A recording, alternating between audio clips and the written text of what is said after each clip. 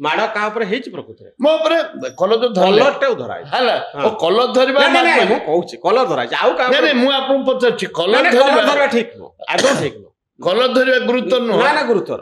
ଆମେ ଯାଇକିରି ସ୍ପିକରଙ୍କୁ ଡାଇରେକ୍ଟ ବାଡେଇକିରି ତାଙ୍କ ଟେବୁଲ ବାଡେଇକି ଅନୁରୋଧ କରିବା ନାଇଁ, ମୁଁ ଭୁଲ। ଭାବିଲି ଆଉ କିଛି ମାଡ ଭିତରେ ହେଇଯାଇଛି ବୋଲି। କଥା ହଉଛି ମାଡ ହେଇଛି କାହିଁ ହେଇନି ହେଇଛି ମାଡ। ଦ୍ୱିତୀୟ କଥା ହେଲା ଯାର ଦାୟିତ୍ୱ ହୁଁ। କାହାର ଦାୟିତ୍ୱ ଏଟା ପାର୍ଲାମେଣ୍ଟ ମିନିଷ୍ଟର ହୁଁ। ଦାୟିତ୍ୱ କୋଅର୍ଡିନେଟ କରିବା।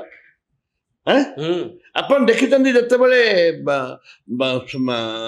ଭଞ୍ଜନଗର MLA ଶ୍ରୀଯୁକ୍ତ ଆରୁଖ ପାର୍ଲାମେଣ୍ଟ ମିନିଷ୍ଟର ବହୁତ ଥର ଥିଲେ। ହୁଁ, ହୁଁ।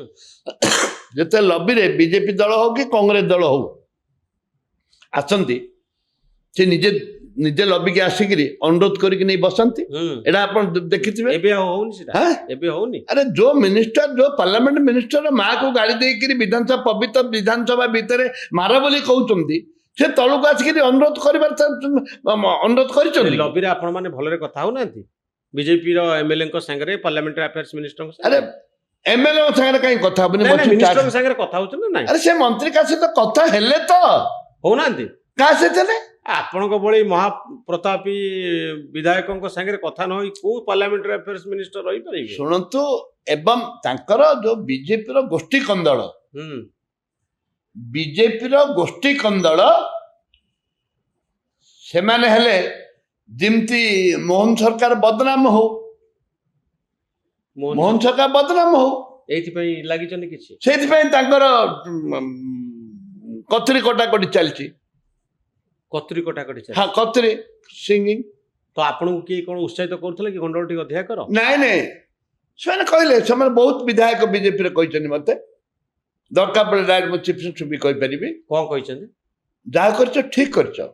ବିଜେପି ବିଧାୟକ ଆପଣଙ୍କୁ ବିଜେପି ବିଧାୟକ ମାନେ ବିଜେଡି ବିଧାୟକ ମାନେ ମତେ ମତେ ଫୋନ କରିକି ତାଙ୍କର ସିମ୍ପାଥି ଜଣେଇଛନ୍ତି। କାହିଁ ତାଙ୍କର ଉଦ୍ଦେଶ୍ୟ କଣ? ଯେ ହାଉସ ଗୃହକୁ ଠିକ ଭାବରେ ସରକାର ଚଲେଇ ପାରୁନି ଏ କଥା ପ୍ରମାଣିତ କରିବା ପାଇଁ। ହଁ ଆଉ ବିଜେପିର କିଛି ବିଧାୟକ ଆପଣଙ୍କୁ ବି ଉତ୍ସାହିତ କରୁଛନ୍ତି ଆଉ ଟିକେ ହଉ ବୋଲି? ନାଇଁ ନାଇଁ ଯେ ଗୃହକୁ ଚଲେଇବା କଥା ଚଲେଇ ପାରିଲେନି। ଆମ ସରକାର ବୁଝୁନି, ଆମ ମୁଖ୍ୟମନ୍ତ୍ରୀ ପାଖରେ ଖବର ପହଞ୍ଚୁନି। ଆଉ ଯୋଉମାନେ ଯାଉଛନ୍ତି ମୁଖ୍ୟମନ୍ତ୍ରୀ ପାଖରେ ବାହିନୀପତି ବିରୁଦ୍ଧରେ ଦୃଢ କାର୍ଯ୍ୟାନୁଷ୍ଠାନ ହେଲେ ଏକା ହବ ଏକଥା କହୁଛନ୍ତି। ଯୋଉମାନେ ମୁଖ୍ୟମନ୍ତ୍ରୀଙ୍କ ନିଜର କିପର ଇଆଡେ ଗୋଚି କାଟୁଛନ୍ତି ସିଆଡେ ଯାଇକିରି ବାହିନୀପତି ଛାଡିବା ଲୋକ ନେଇ।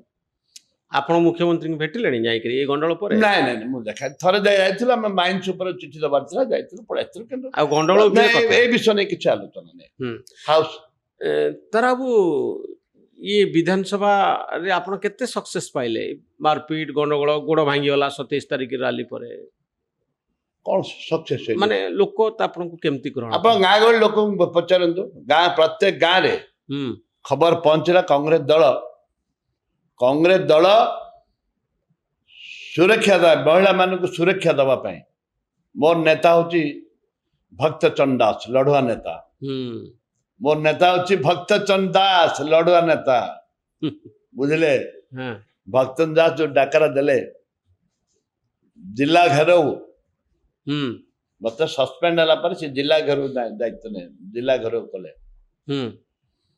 ରାଜ୍ୟ ଘେରାଉ କଲେ, ମହିଳା ମାନେ ନେଇକି ମୁଖ୍ୟମନ୍ତ୍ରୀଙ୍କର ଅଫିସ ଘର ଘେରାଉ କରିବାକୁ ଗଲେ। ଏପରି ଭାବରେ ଏ ସସ୍ପେଣ୍ଡ ପାଇଁ ଆଜି କଂଗ୍ରେସ ଦଳ କୋଉ ଲେବୁଲରେ ପହଞ୍ଚିଛି ଆପଣ ଦେଖନ୍ତୁ।